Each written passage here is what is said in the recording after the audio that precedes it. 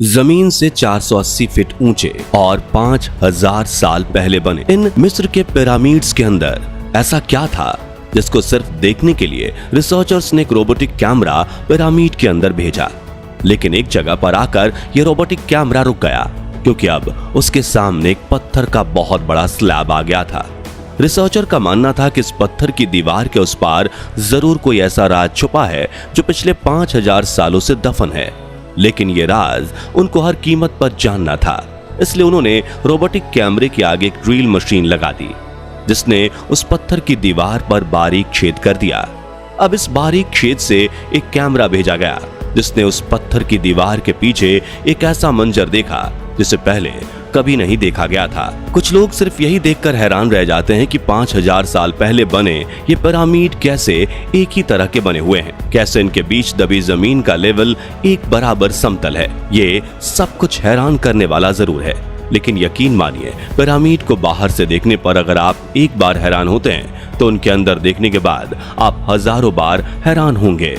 अगर आपको पिरामिड का एक लेवल में होना या ऊंचे ऊंचे पत्थरों का इकट्ठा होना रहस्यमय लगता है, तो पिरामिड का सबसे बड़ा रहस्य उन पिरामिड के सीक्रेट चैम्बर्स में छिपा हुआ है। आइए इसके बारे में जरा डिटेल में जानते हैं।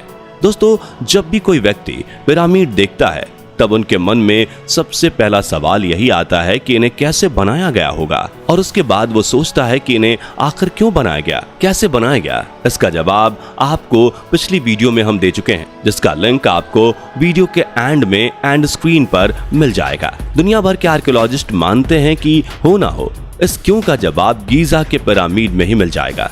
वैसे तो मिस्र में 100 से ज्यादा पिरामिड्स हैं, और सब पिरामिड इस तरह से बने हैं कि उन्हें देखकर आपको हैरानी और डर दोनों का एहसास होता है। लेकिन गीजा के पिरामिड वो पिरामिड हैं जिनमें आर्कियोलॉजिस्ट्स को लगता है कि रहस्य का समाधान मिल सकता है। इसका कारण है वो एक्सरे लाइट, जिसने आर्कियोलॉजिस्ट को ये यकीन दिला दिया था कि गीजा के पिरामिड जरूर कुछ ना कुछ छुपा कर बैठे हैं, जिसे ढूंढा जाना बहुत जरूरी है। अगर शुरू से जाने तो यह कहानी स्टार्ट होती है साल 1879 में। पहली बार आर्कियोलॉजिस्ट को पिरामिड की दीवार में एक ऐसा सुराग नजर आया जिसे एक दरवाजे के तौर पर यूज किया जा सकता था, लेकिन वो सुराग बहुत छोटा था। फिर भी उससे जब किसी तरह घुसकर आर्कियोलॉजिस्ट पिरामिड के अंदर पहुंचे तो उन्हें समझ आया कि यह रहस्य सिर्फ बाहर तक का नहीं है। अंदर एलियन भाषाओं में कुछ ऐसा लिखा गया था जिसे ना तो आज तक देखा गया था और ना ही किसी लिंग्विस्ट तक को उम्मीद थी कि इस तरह की भाषा भी होती है। अब तक ना तो मेसोपोटामिया की खोज हुई थी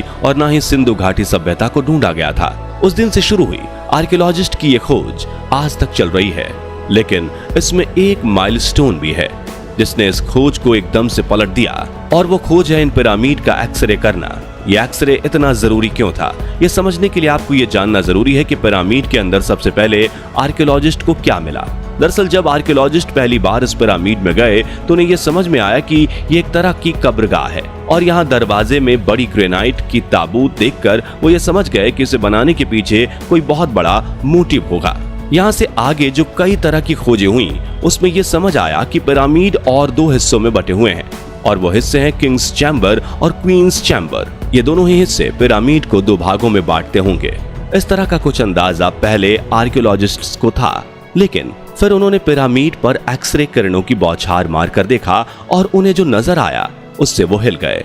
यहाँ सिर्फ क्वींस चैम्बर या किंग्स चैम्बर ही नहीं, बल्कि एक खास तरह का चैम्बर भी मौजूद था, जो कि इन दोनों के ऊपर और पिरामिड की नोक के ठीक नीचे था। इसे देखकर आर्कियोलॉजिस्ट हैरान रह गए और इसे नाम दिया सीक्रेट चैम्बर।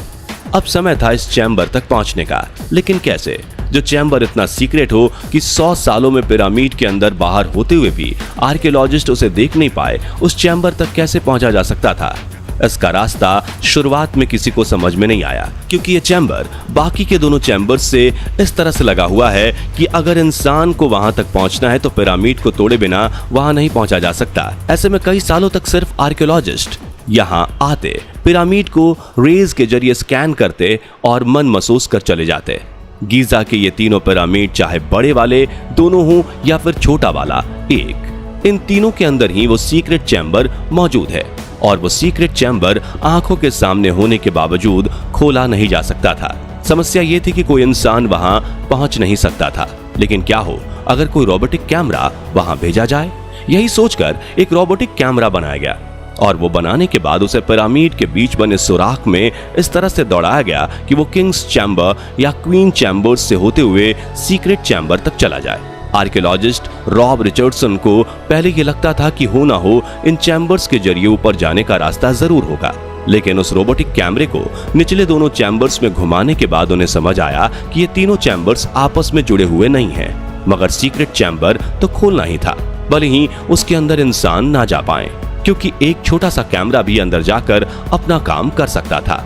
ऐसे में रॉबर्ट रिचर्डसन ने अपने एक आर्कियोलॉजिस्ट दोस्त डॉक्टर तेजे चियोंग से बात की और अगले 5 साल वो कुछ ऐसा बनाने में लग गए जो रोबोट भी हो, कैमरा भी हो और साथ में वो पिरामिड को ड्रिल भी कर सके।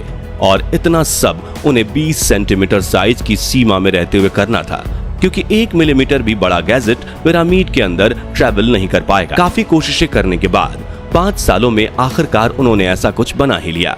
इसे बनाने के बाद उन्होंने उस रोबोटिक कैमरे को किंग्स चैम्बर में फिर से छोड़ दिया और ये उस दीवार तक पहुंच गया जिसके पार सीक्रेट चैम्बर था। यहाँ आकर रोबोटिक कैमरे ने अपने ड्रिलिंग फीचर का प्रयोग किया और साथियों, पहली बार हम उस जगह पर थे जिसे सीक्रेट चैम्बर कहा जाता है।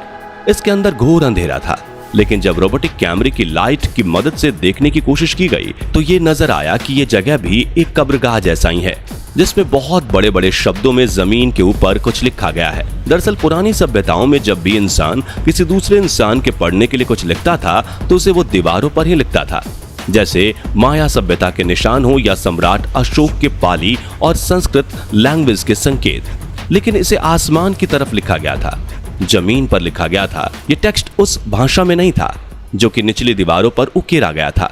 दोनों भाषाओं के बीच ये अंतर, ये असमानता बताती है कि लिखा गया टेक्स्ट हमारे लिए नहीं था, तो फिर किसके लिए लिखा गया था? इसका एक जवाब ये भी था कि हो सकता है कि इस टेक्स्ट को यहाँ काम करने वाले मजदूरों के लिए लिखा गया हो। यहाँ तकरीबन 20 से 30 हजार मजदूरों ने काम किया था और उम्मीद थी कि यह उसी से जुड़ा हुआ कोई इंस्ट्रक्शन होगा। लेकिन आपको जानकर हैरानी होगी कि यहाँ के मजदूर भी शाही परिवार का हिस्सा थे, क्योंकि जब उनके स्केलेटन को एनालाइज किया गया तो ये पता चला कि उनकी भी सर्जरी होती थी और उनकी टूटी हड्डियों का इलाज भी किया जाता था। यानी कि जिसे इतनी मेडिकल सुविधा दी जा रही हो वो दास तो हो नहीं सकते। ऐसे में उसके लिए अलग भाषा लिखने की थियरी सटीक नहीं लगती। लेकिन एक थियरी और है जिसमें शायद इसका सटीक जवाब दिया गया है। ये थियरी है ओरायन कलेक्शन थियरी। दरअसल जब भी गीजा के पिरामिड को देखा जाता है तो एक बात नजर आती है, ये पिरामिड ना तो एक ही शेप के हैं और ना ही एक ही लाइन में। जबकि 5000 साल पहले लोग चाहते तो इन्हें एक शेप में भी बना सकते थे और एक लाइन में भी। हालांकि इजिप्ट के आर्कियोलॉजिस्ट का ये मानना तो था कि हो ना हो इनके बीच कोई पैटर्न जरूर होगा, और ये पैटर्न नजर आया रॉबर्ट बाउवेल को, जिन्होंने देखा कि ये तीनों पिरामिड ओरायन स्टार के बीच में मौजूद स्टार्स की तरह हैं। बीच का स्टार बड़ा होना और बगल का थोड़ा सा छोटा और सबसे कोने वाला स्टार की लाइट डीम होना, इन तीनों ही चीजों को गीजा के पिरामिड में देखा जा सकता है। ओरायंस बेल्ट से इस संबंध को सीक्रेट चैम्बर में लिखी एक अनोखी भाषा ये चीजें बताती हैं कि पिरामिड भले ही जमीन पर हो, लेकिन इनका अंतरिक्ष से कोई ना कोई संबंध जरूर है। यह संबंध हमें तब पता चल पाएगा जब किसी तरह से सीक्रेट चैम्बर के अंदर पहुंचकर वहां लिखी भाषा को डिकोड किया जा सकेगा। उसके पहले तो हम सिर्फ ये अंदाजा ही लगा सकते हैं कि आखिर उस सीक्रेट चैम्बर में है क्या और इन पिरामिड को क्यों बनाया गया होगा। वैसे दोस्तों, आपको क्या लगता है इन पिरामिड्स को बनाने की क्या वजह रही होगी? अपना जवाब कमेंट बॉक्स में जरूर शेयर कीजिएगा। बाकी हमारी आज की इस वीडियो में बस इतना ही। वीडियो अच्छी लगी हो तो इसे लाइक और शेयर जरूर करना, और अगर आप चैनल पर नए हैं तो चैनल को सब्सक्राइब भी जरूर करें। मिलते हैं जल्दी ही एक ऐसी और इंटरेस्टिंग वीडियो में, तब तक के लिए गुड बाय।